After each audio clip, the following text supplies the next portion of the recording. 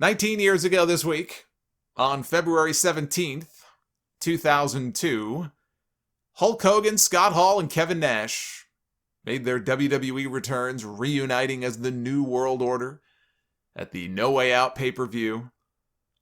This after Vince McMahon, tired of sharing storyline ownership of his own company 50-50 with Ric Flair. Remember, they were 50-50 co-owners on TV for a while. Vince McMahon had vowed to inject a lethal dose of poison into his own company. He was going to kill his own creation. He's been injecting a lethal dose of poison into his company now for years. And yet somehow the company's making more money than ever before. Maybe the company was vaccinated and it's not working. You know what? The company has vaccinated itself. It is with all these guaranteed TV deals they have, these TV rights deals and this Saudi Arabia deal, they have vaccinated itself from horrible booking decisions that Vince McMahon might make on his TV shows. But back then he wanted to inject a lethal dose of poison in the form of the NWO because they were openly acknowledging on TV. I mean, basically what they were doing is telling people that these guys were a cancer in the locker room. And there have been plenty of stories about that in the past that may have been true. So that they incorporated that into the storyline. Did not take long for Scott Hall to start causing problems. I think within a matter of weeks of Scott Hall showing up, there were stories in the newsletters and such about him rubbing people the wrong way backstage with the way he was behaving. You know, he had made an ass out of himself on one occasion, well, probably more than one occasion, but he had gotten plastered and it wasn't even just that. I mean, I remember there being a story where it might have been Bubba Ray Dudley. Might have been Bubba Ray, and maybe somebody can ask him about this on his Busted Open show. But I think there was an incident in the back, maybe at one of the events, where Scott Hall went up to Bubba Ray Dudley, or maybe after a Dudley Boys match, and said something to the effect of, hey, that finish of yours, you know, they had the 3D as their finish.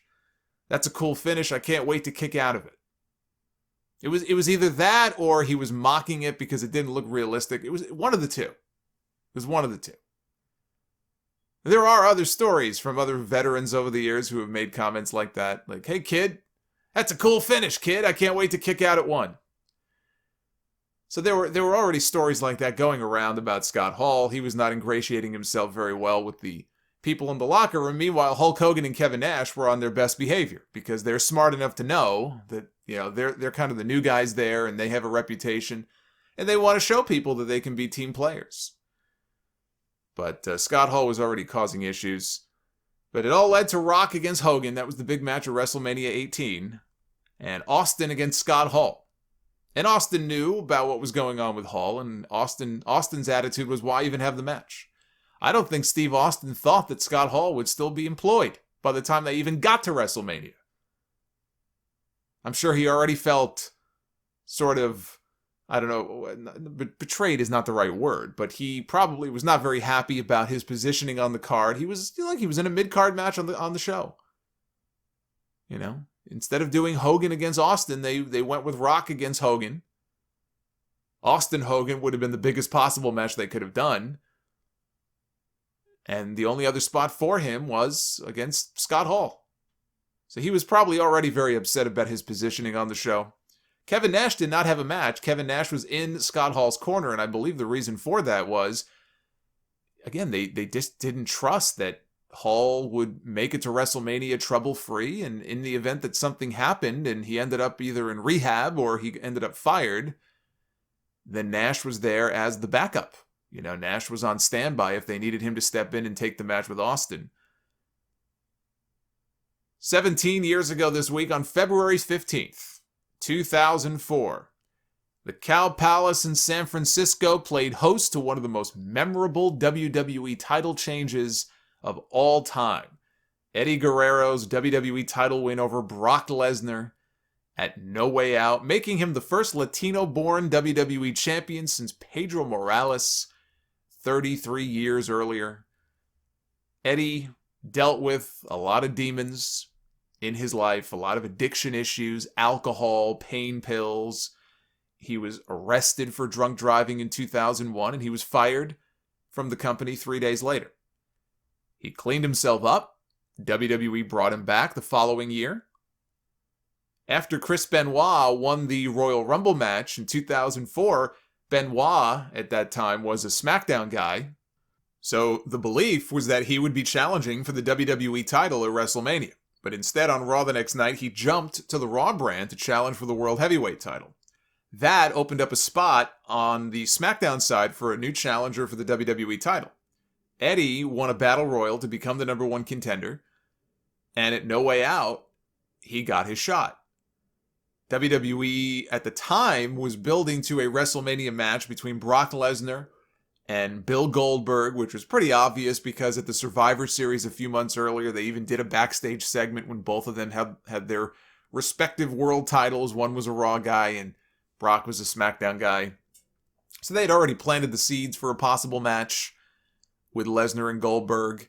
And I guess it would have been, would it have been that Rumble? I guess in 2004, where Brock eliminated Goldberg from the Rumble. I guess it would have been probably would have been that Rumble where Brock ran in and eliminated Goldberg from the match. So the seeds were already being planted months earlier for a match between those two at WrestleMania 20. And Goldberg was working on a 1-year deal that was due to expire, and he was not planning on sticking around. I don't know when the company knew that or if the company even wanted him to stick around, but he was not planning on sticking around. Lesnar was thinking about leaving, and he shared that knowledge, he shared that information with Kurt Angle, who he thought was a good friend of his, who would keep that in confidence. And he felt betrayed. He talked about this in his book, Death Clutch. He felt betrayed when he suspected that Kurt shared that information with Vince McMahon. And he blamed that for why Vince all of a sudden came to him and said, hey, we want you to drop the title to Eddie Guerrero at No Way Out. If you read Lesnar's book, he was not all that thrilled about dropping the title to Eddie when it was first presented to him. But on this night, he did his damnedest to put over Eddie Guerrero. The build-up to the match was also very memorable. On the go-home episode of SmackDown, we had a Brock Lesnar. This is one of the all-time memorable segments on SmackDown, not just for the promo that followed, but for this. We had Brock Lesnar wearing a sombrero, dancing to the ring to the tune of a mariachi band that he had hired. I mean, Brock looked like he was living his best life as he danced his way down to the ring, had a big smile on his face. Eddie attacked him. Brock said that those mariachi band members, they swam a long way to be here tonight to celebrate with you. He called him an addict. And then Eddie Guerrero cut the promo of his life, which, if you would indulge me, I would like to read to you right now. Although I would encourage everybody to go back and watch it themselves in Eddie's own voice, but this was the promo that Eddie Guerrero cut here on this go-home episode to what would end up being the biggest match of his life. Said, first of all, I gotta give it to you, man. You want to talk about addiction? Let's do that. Let's do what we say in Spanish. Let's tell it straight up. Truth is, I am an addict. About 3 years ago in Minneapolis, in the shower in the locker room. Oh man, I was high, bro. I don't remember much about that night. Actually, let me stop there. That's kind of sad, actually, now that I realize that, because Minneapolis, I think it was a Minneapolis hotel room a few years later, actually the year after, where he died. Pretty sure that was in a Minneapolis hotel room as well. But this was in the locker room in Minneapolis, in the shower. He talked about not remembering much that night, but what he does remember is them carrying him out of the arena. He carried me straight into rehab. I did that to myself. That was just the beginning of it. For 3 years, not only did I lose my job, I lost my wife, I lost my kids, I lost myself. I lost my spirit. And at this point in the promo, somebody in the crowd said something to Eddie. I didn't pick up on what it was. When I went back and watched it, I just couldn't pick up on exactly what it was. But whatever they said to him, Eddie looked over at them and responded and said, "Bite me." So that was how he put that guy in his place. But he goes on, says, "I disgraced my race. I disgraced my family. I disgraced myself. But you know what, Brock? I came to a point in my life where it was do or die. I had to make a decision, do or die. And you know what? I did. Because I'm here right now. Day by day, by the grace of God, I have earned my way back into this ring. Day by day, by the grace of God, I have earned the respect of my kids again. Day by day, I have earned my life back. When I stand across from you and I see that around your waist, that symbolizes for me, I'm sorry. That's my way of telling my family, I'm sorry. That's my way of telling my kids, I'm going to provide a better way of life for them. That's my new addiction. I am addicted. I'm addicted to the high that I get from them. I'm addicted to the high that I get when I go home and I tell my family, hey, I'm doing it. I'm addicted to the satisfaction I get to tell everybody like you who didn't believe me, you can stick it up your ass. I'm addicted to the do or die feeling I'm going to have at No Way Out. What a high it is. But the difference between you and me, Brock, is that I'm an addict and I'll do anything and run over anybody it's going to take to get that around my waist and get my high. It's a hell of a promo.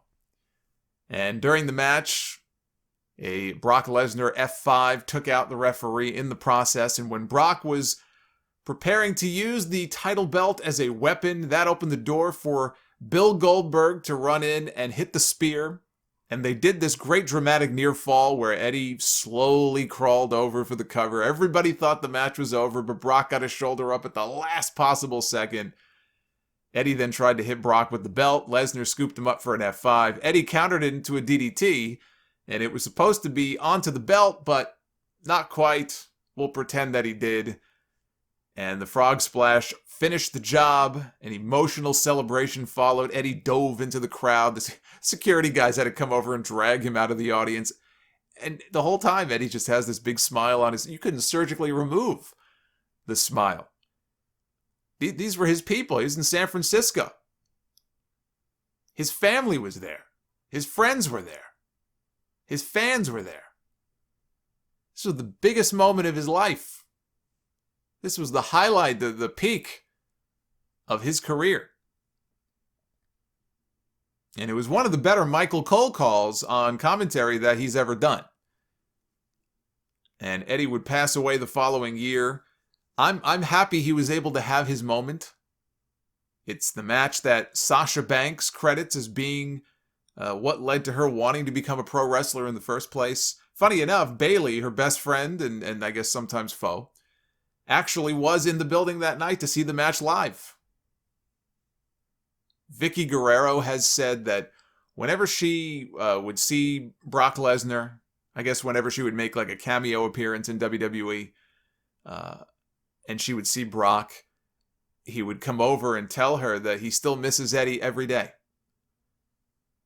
I think we all do.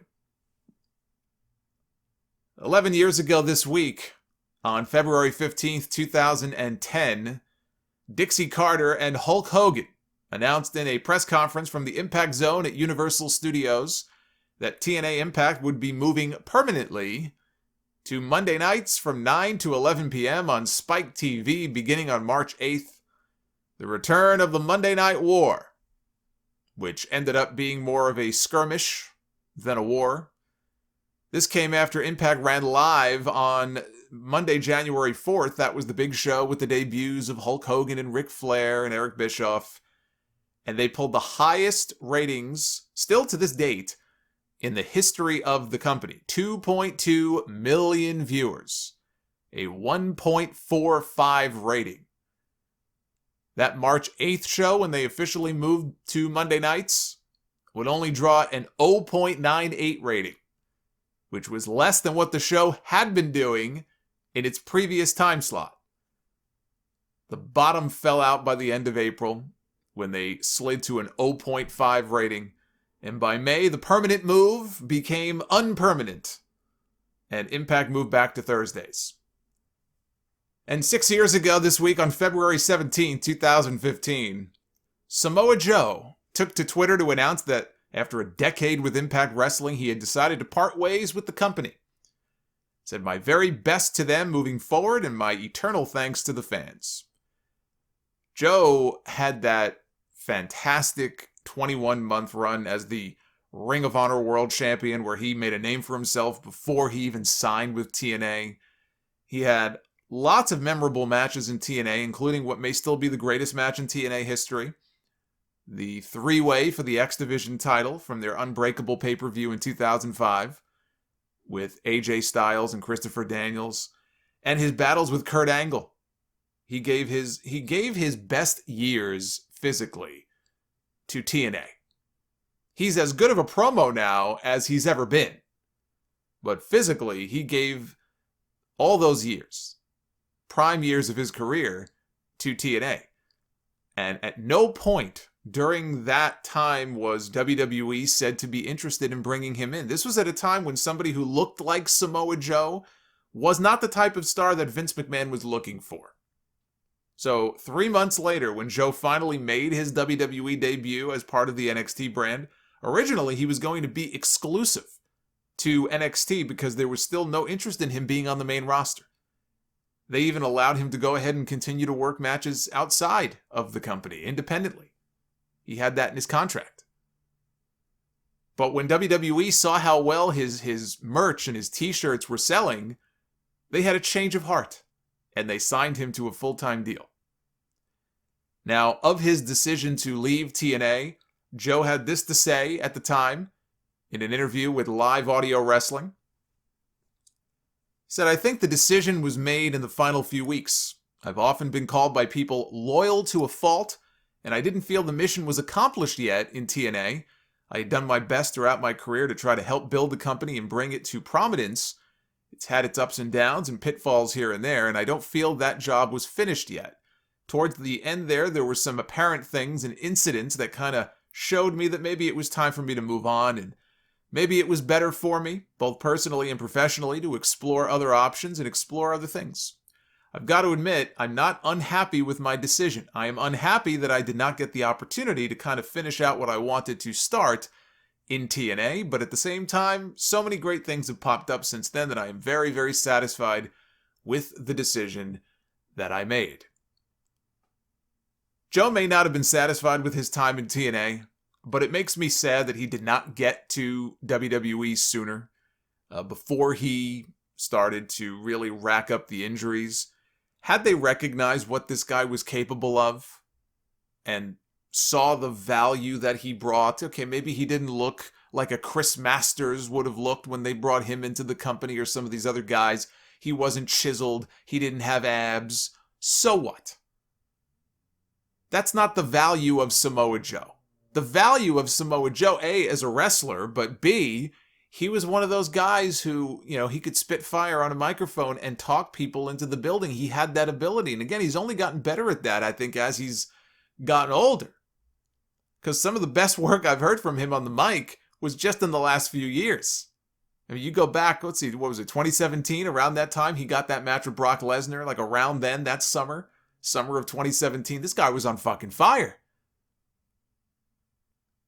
But had they seen the value in him, and he was a pretty popular guy, I don't think it would have been very hard for Samoa Joe to get over in WWE, either as a heel or a babyface.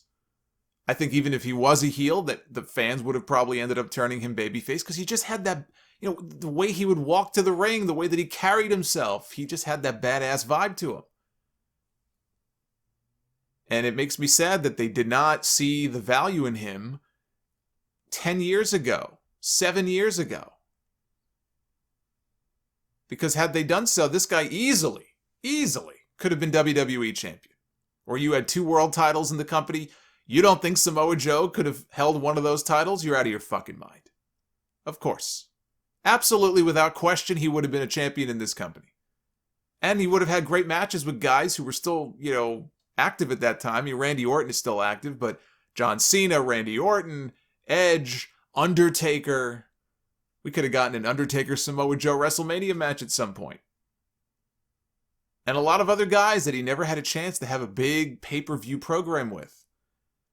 But injuries just seem to catch up with him for much of his WWE run, and now they've got him working behind the desk he should have been a much bigger deal in WWE than he was. I also think, Kurt Angle has made it clear that, again, I said this earlier, he was not thrilled about his retirement. He wanted to wrestle when he came back to the company. They had him as a GM.